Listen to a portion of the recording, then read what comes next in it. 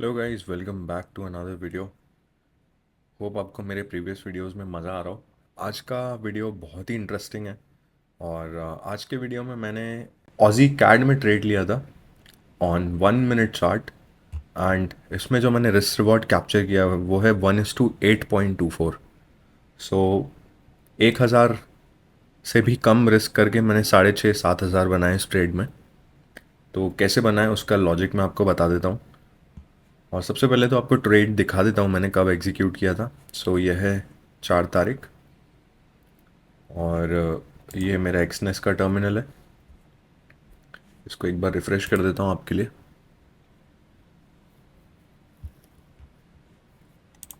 So close trades में देखेंगे तो सिंबल है ऑजी कैड, टाइप है बाय ऑर्डर, और 0.3 लॉट्स ओपन किए। बहुत ही छोटा लॉट, क्योंकि बहुत ही छोटा रिस्क था, $9 कुछ का रिस्क था इस ट्रेड में।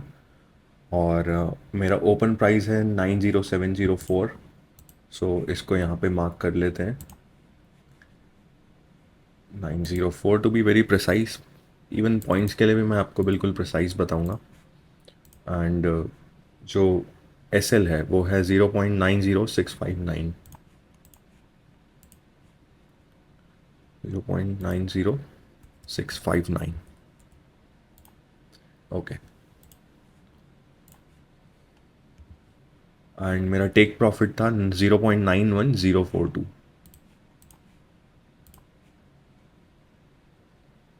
0, 4 एंड 2। ओके, सो फाइनल जो रिस्क टू रिवॉर्ड निकल के आया वो है 7.5 का।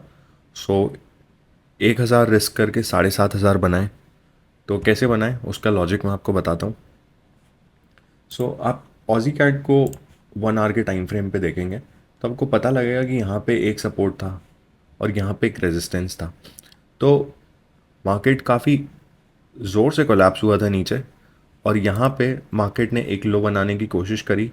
ये लो बनाने के बाद फेल हुआ, और यहाँ पे मार्केट ने हाइज बनाने चालू किए, और यहीं पे मैंने अपनी ट्रेड की एंट्री करी ऑन 1 मिनट। सो 15 मिनट्स पे आपको इसका क्लोज़र लुक बता देता हूँ। इसमें एक और एलिमेंट है जो बहुत इंपॉर्टेंट है। सो आप देखेंगे यहाँ पे मार्केट ने एक लो बनाने की कोशिश करी, काफ़ी स्ट्रॉन्ग बाय आया, हाई वॉल्यूम्स के साथ आया है। फिर एक लो बनाने की कोशिश करी यहाँ पे, लेकिन वॉल्यूम्स बहुत कम हो गए। उसके बाद यहाँ पे आप देखेंगे ये वाला सेल के बाद कोई फॉलो अप ही नहीं आया सेल साइड पर, और तुरंत मार्केट ने यहाँ पे पलटना चालू कर दिया। सो इसी अपॉर्चुनिटी को लेने के लिए मैं 1 मिनट टाइम फ्रेम पर गया।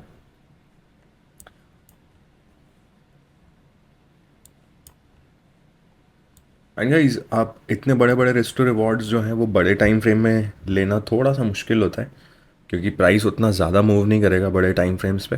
एक लिमिट तक ही मूव करेगा। सो लॉजिक यही रहता है कि हम बड़े टाइम फ्रेम के एनालिसिस को छोटे टाइम फ्रेम पर एग्जीक्यूट करें। सो प्राइस ने यहाँ पे पलटना चालू किया, तो मैंने अपने कॉन्फिडेंस से यहाँ पे एक एंट्री बनाई लगभग इस प्राइस के आसपास। यहाँ पे कहीं पे एंट्री बनाई, और प्राइस पहले तो बहुत हवर किया यहाँ पे, और मुझे लग भी रहा था कि यहाँ पे मुझे क्लोज कर देना चाहिए, क्योंकि यहाँ पे सपोर्ट नहीं कर रहा था मार्केट। एंड देन एक बात ये भी है कि मैं जिस आवर्स में ट्रेड कर रहा था यहाँ पे एशियन सेशन चल रहा था। सो एशियन सेशन में क्या होता है ना, पावर कम होती है। सो जैसे ही 12 बजी यहाँ पे, और 12 बजे के बाद मार्केट में वॉल्यूम्स बढ़ने चालू हो गए, और फ्रैंकफर्ट सेशन यहाँ पे ओपन हो जाता है 12:30 बजे करीब। सो यहाँ पे वॉल्यूम्स आने बहुत स्टार्ट हो गए, और ट्रेड मेरे फेवर में जाने लगा। तो पहली एंट्री मैंने यहाँ पे बनाई थी, इसे मैंने यहाँ पे क्लोज़ किया। अगेन एक एंट्री यहाँ पे बनाई, और सेकेंड एंट्री को फिर से मैंने यहाँ पे क्लोज़ किया। और फिर जब यहाँ पे एक कंसोलिडेशन बनने लगा तो मुझे कॉन्फिडेंस आया कि यहाँ पे ये लो सस्टेन कर सकता है। सो मैंने एक और एंट्री ली। तो आप देख सकते हैं यहाँ पे सेम पेयर है, सेम पेयर में मैंने सेम लॉट्स ओपन किए थे, लगभग सेम प्राइस पे ही ओपन किए। 90704, ये 90700, और ये 90724 पे। दोनों में मैंने ब्रेक इवन पे क्लोज किया था। कमीशन 2.7, सो 1.4 का एक्स्ट्रा कमीशन मैंने पे किया इन दो ट्रेड्स पे। बट मैंने जो थर्ड ट्रेड था उसमें भी 2.7 का कमीशन पे किया, लेकिन मैंने इसमें 1:7.5 का रिस्क टू रिवॉर्ड निकाला है।